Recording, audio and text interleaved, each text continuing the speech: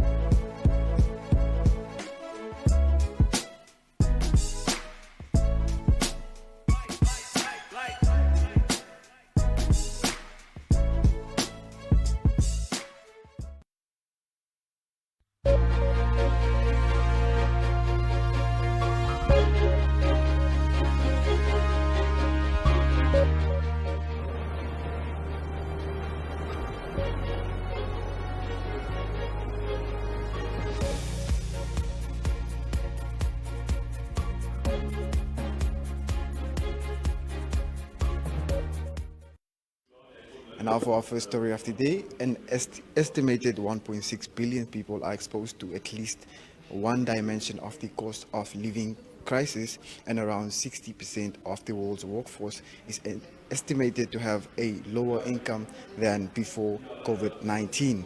Now, more than 3 months since the start of the war in the Ukraine, people globally are facing a cost of living crisis not seen in more than a generation, with escalating prices shocks in food, energy, and fertilizer markets. In a world already grappling with COVID-19 pandemic and climate change. Now, according to the United Nations, to address the crisis, there is an urgent need for stability in the global food and energy markets to break the vicious cycle of rising prices, and it is imperative to bring relief to developing countries. An estimated uh, an estimated 1.6 billion people are exposed to at least one dimension of cost of living crisis, and about 1.2 billion of them are severely vulnerable to all three dimensions: food, energy, and finance. This is according to the latest findings of the UN Global Crisis Response Group on Food, Energy and Finance Systems. It said despite the widespread impact of the crisis, not all regions and sub-regions are exposed in the same way. Countries in the sub-Saharan Africa, for example, remain significantly vulnerable, with one out of every two Africans in the region exposed to all three dimensions of the crisis. And now for our second story, the Namibian Pijo Opel assembly plant situated in Walvis Bay, in which the government owns a 49 stake to French automaker group PSA's 51%, is currently idle over its inability to export vehicles out of the country. This comes on the back of the growing pressure by the Congress of Trade Unions to have the plant relocate to South Africa to ensure job security in that country. Namibian Sun understands the plant has been plagued by the inability to export assembled vehicles to South Africa, the region's biggest market. Reacting to the developments, Deputy Executive Director in the Ministry of Industrialization, Michael Hamuvindu, said government is working tirelessly to resolve export issues plaguing the plant. He also denied claims that it may be relocated to South Africa, owing to low assembly numbers. Thus far, only 30 of 150 vehicles have been bought by the government, as per a 2019 cabinet directive that all government entities must reserve their vehicle purchases for the big one and Opel cars assembled at Walvis Bay. And now for our third and final story of the day. And anticipated rent growth continued to rally in the first quarter of 2022, consistent with upward inflationary pressures witnessed across the world. The biggest increase in rent came in from the more than three-bedroom segment, a trend that has surfaced for the past 12 months. In effect, The average asking rent for more than 3-bedroom units was recorded at 19,329 Namibian dollars at the end of March 2022. This is the highest level on record and highlights a high retention rate in the multifamily rental market. It implies that tenants could be renewing their leases at relatively higher rates than ever before due to the increased competition and shortage of family homes. Overall, 12-month average rental index growth came in at 0.6% at the end of March 2022. This is the highest index growth recorded since May 2020. On the flip side, the weighted average rent came in at 6,964 Namibian dollars at the end of March 2022 from 6,926 Namibian dollars a year ago. This continues to affirm the sustained recovery of rental market and economy in general, supported by the mining, tourism, and agriculture sectors. Despite the observed mild economic gains, we nonetheless view the erosion of affordability as a critical risk in this recovery path on account of the subdued real wage growth in the context of rising inflation. It therefore follows that renters need huge income growth in a market where rent-to-income ratios are not improving despite rent hikes. We estimate the average rent-to-income ratio to hover around 39%, close to the affordability ceiling of 40%. Now, if you want to read more on this or any of our other stories, you can check out our website. That's at www.erongo.com.na. Now, do not go anywhere. We'll be right back after this.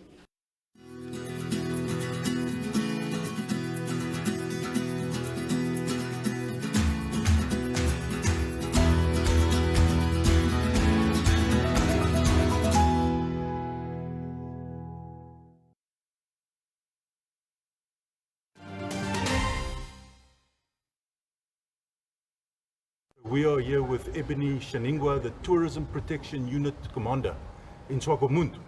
Ebony, thanks for joining us. You guys have been in operation for how long, and what exactly is your job?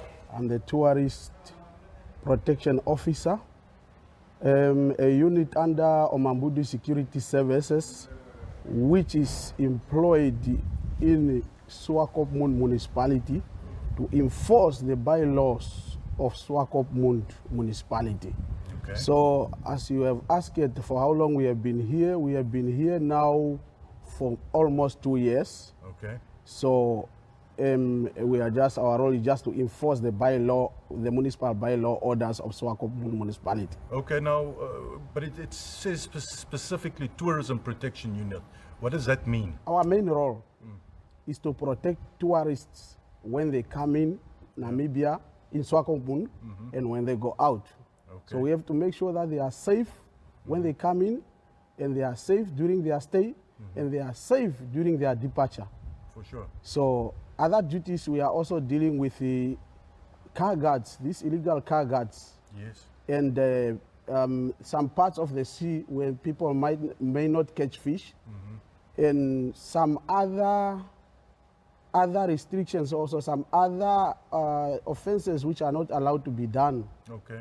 So we are also helping the nation, the town of Swakopmund, the residents, in combating the crimes. Okay. So we are working together with many stakeholders, NAMPOL, Namibian Defense Force, Namibian Correction Facilities, Neighborhood Watch, MTC, NWR, and so forth, etc., etc. Okay. Yeah, in combating the crime. We work hand in hand with them. So, Ebony, tell me now, your relationship with the community, are they appreciative of your work, or do you have some people that feel that you are in their way? Yes, you know, where there is people, whether you do good or bad, there is always those who are supporting you and those who are against. Yes. Okay. According to the way I rate it, or I analyze, or I have learned from the public, people are supporting us. They are in our support. They say that the municipality of Swakopmund have done nice to bring up such a unit because now they are feeling safe. Okay. Yeah, especially people who are in the town, who are living in the CBD. Normally people here, they used to be killed, they used to be robbed, and so forth. But now when we came here, they are saying, you guys, you are doing a good job. We want you to stay. We don't want you guys to go because we are feeling safe. Okay. Yeah, so people, they are feeling safe at large. They are feeling safe. Yeah. Yes. How many members do you have? We are a team of 5 to 6 members Yeah. who are dealing with this tourism protection. And is it mainly in the town?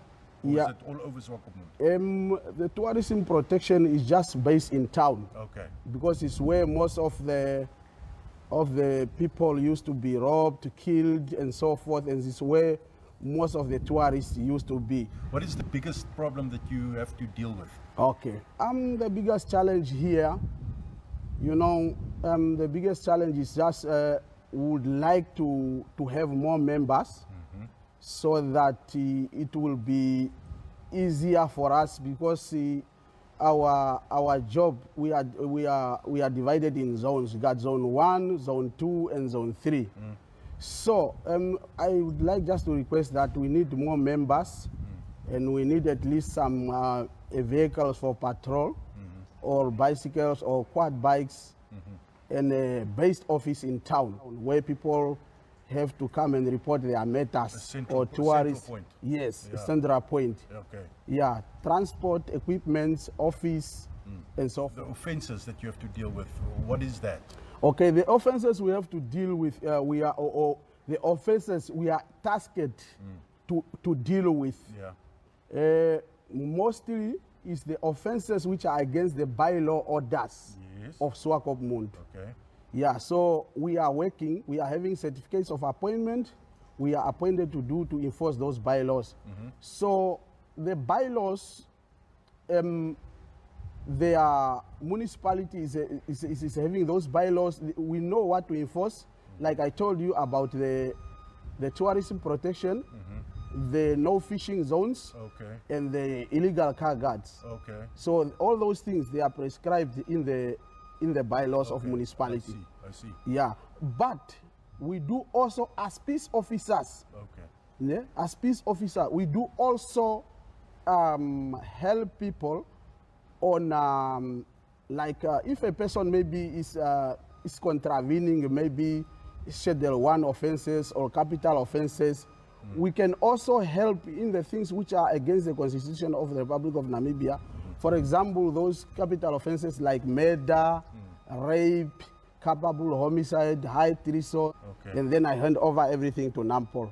Because we don't investigate matters which are for NAMPOL. For sure. Yes, so we only report them, Okay. and then NAMPOL take action. Okay. Just like the public, if they are in danger, because I know some of the people, they used to see us around, but they really don't know what our duties are. Okay. Unless maybe if they see the reflector, like behind this written Tourism Protection Unit, yeah, it's only when they will recognize that these are tourism protection officers. But we got different uniforms. Sometimes we wear black, full black uniform without reflector, especially when it's cold, we put jackets and we won't see that reflector written Tourism Protection Unit. Sometimes we wear this camouflage, and sometimes we wear another type of step-out uniform.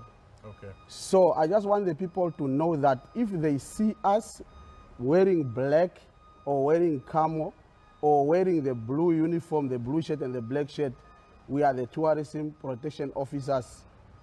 If they see the logo, this logo of Mambudu Security Services, at least if they see it in town, and they must know that we are the people who are enforcing the bylaws of municipality.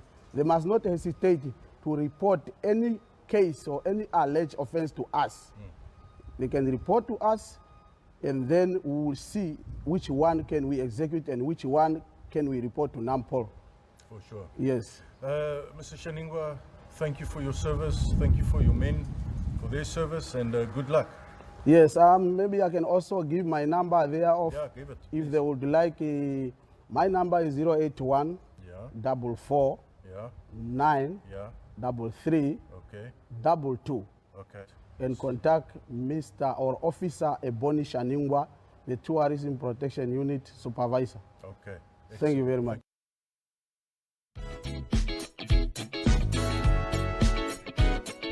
Your kiss is soft as a summer breeze, and you lift me up when you smile at me.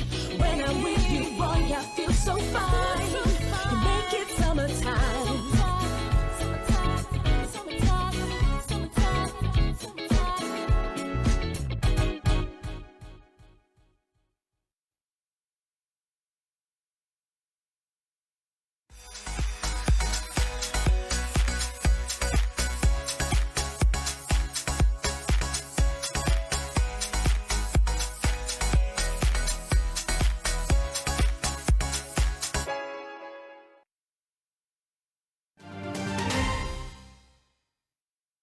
Now today, Erongo Talk is joining you from West Coast Joinery Supplies in Walvis Bay, and here next to me is the General Manager, who is Stefan Minges. Now, Stefan, West Coast Joinery Supplies, who and what is West Coast Joinery Supplies? Good morning all. West Coast Joinery in general is a joinery and cut and edge shop which supply hardware. In general, we supply all the basics for joinery and woodwork and do all the cutting and edging. So if you are a DIY person and a carpenter, this is your place to be. That's the place to be. Now, Stefan, West Coast Joinery Supplies recently also added the nice arts and crafts section. Can you maybe just tell us in general, what can we find here? Yes, we just thought to diversify the products we have. We have the choco paints which we supply now. We do decoupage papers, we do stencils, all the nitty-gritties for art. Yeah, quite a large variety. Table legs, embellishments, yeah, just to name a few, really large variety, so yeah. Awesome. So if you're a DIY person, a carpenter, arts and crafts enthusiast, this is your place to be. That's it. Now, Stefan, just quickly tell us about your opening and closing times. Open Mondays to Fridays from 5 till 1 and then 2 till 5. No, 8 till 1 and then 2 till 5. Saturdays from 8 o'clock till 12 o'clock, except on the last Saturday of the month we're closed for business. Now, let's say, for instance, like I said, I'm a DIY enthusiast, and I'm not sure what materials do I need. Can I come to the people here and... Anytime we can advise you on the products we have, the best application suited for the project you're doing. We'll help in any way and hopefully save you some money doing it. Yes, exactly. Awesome stuff. And then just finally, do you maybe have a message for the people out there of Walvis Bay or the surrounding towns? Well, come check out our new shop. It's really nice and we hope to see you soon. Awesome. Now I must say thank you, Stefan. Pleasure, thank you. Please stay tuned. We'll be right back after this.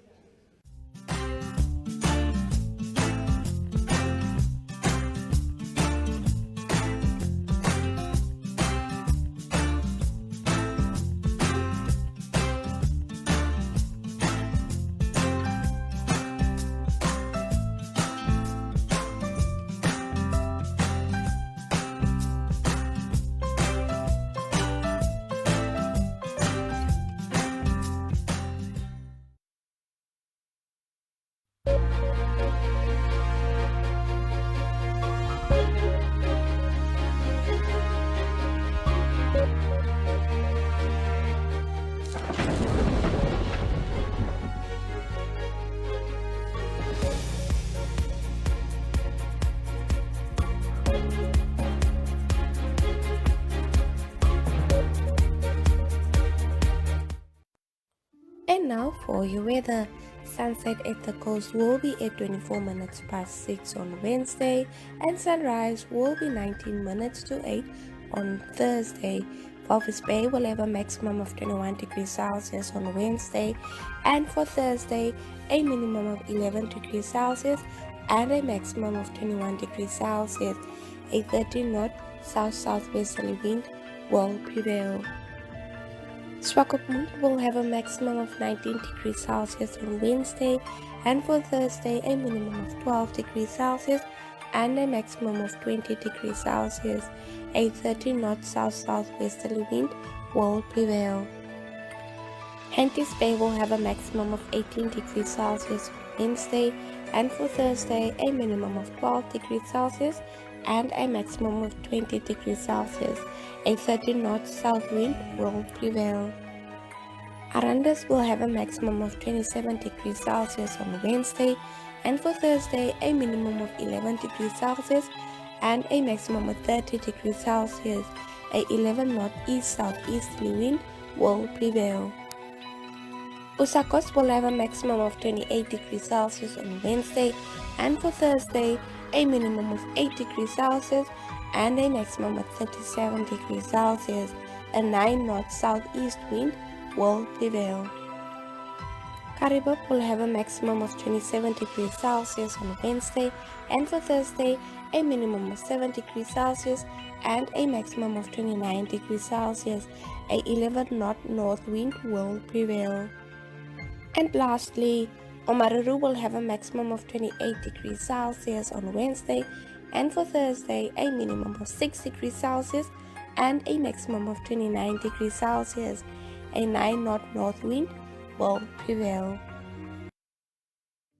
Platz Amir is a landmark on the coastline of Namibia, a home to quality shops and quality restaurants, a select variety of fashion and food retailers, as well as banks, not to mention the pier with 36 luxury apartments and entertainment for the whole family.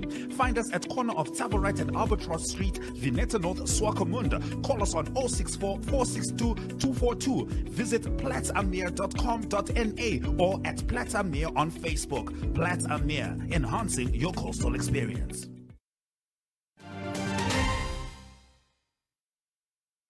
And unfortunately, we have come to the end of our episode, but for more news, you can check out our website. That's www.erongo.com.na.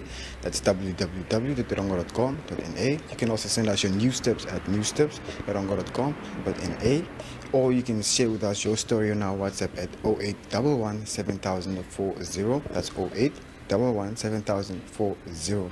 Or you can also follow us on our social media platforms, Facebook, Instagram, and Twitter. Alternatively, you can check out our online channel. That's oneup2.com, or you can simply check us out on DSTV channel 285 or on GoTV channel 94. Now, that was all for today's episode. Until next time, it's goodbye.